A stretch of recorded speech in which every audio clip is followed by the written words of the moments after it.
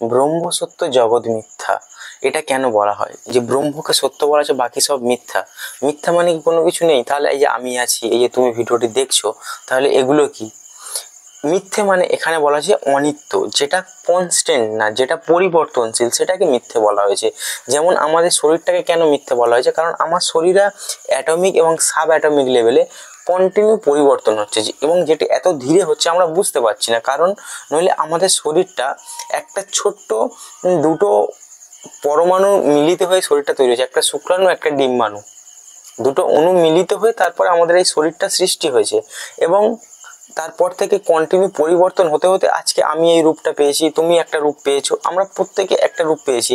এবং এই জগতে যা কিছু তুমি আগে দেখেছো, এই সব কিছু পরিবর্তনশীল হচ্ছে, কন্টিনিউ পরিবর্তন, এবং পরিবর্তন সংসারের নিয়ম। তাই বলা হয়েছে ব্রহ্ম সত্য জগৎ মিথ্যা। একমাত্র যেটা কনস্ট্যান্ট, যেটা অপরিবর্তনশীল, সেটা হচ্ছে ব্রহ্ম।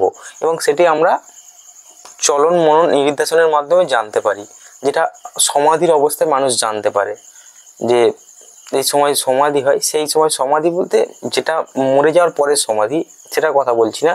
যেটা বেঁচে থেকে মানুষ উপলব্ধি করেছে, যেটা মানুষ বেঁচে থেকে উপলব্ধি করে, সেটা তুমিও করতে পারো। সেই রকম যে তার জন্য অষ্টাঙ্গ যোগের মার্গ আছে, ভক্তি যোগ আছে। তুমি যে কোনো একটা পদ্ধতি বা কোনো গুরুর সান্নিধ্যে গিয়ে তুমি সেটা উপলব্ধি করতে পারো। এবারে সেই যে অবস্থাটা আছে, সেটা হচ্ছে অ্যাকচুয়ালি, যেটাকে অনেকে অনেক আলাদা আলাদা বিভিন্ন নাম দেয়, কিন্তু কোনো নামটাই এর পক্ষে বলা, ব্রহ্ম বলতে হয় তাই আমরা ব্রহ্ম বলি, কিন্তু অ্যাকচুয়াল কোনো নাম বা রূপ এর নেই। সেই অবস্থাটা আমরা উপলব্ধি করতে পারি। ধন্যবাদ।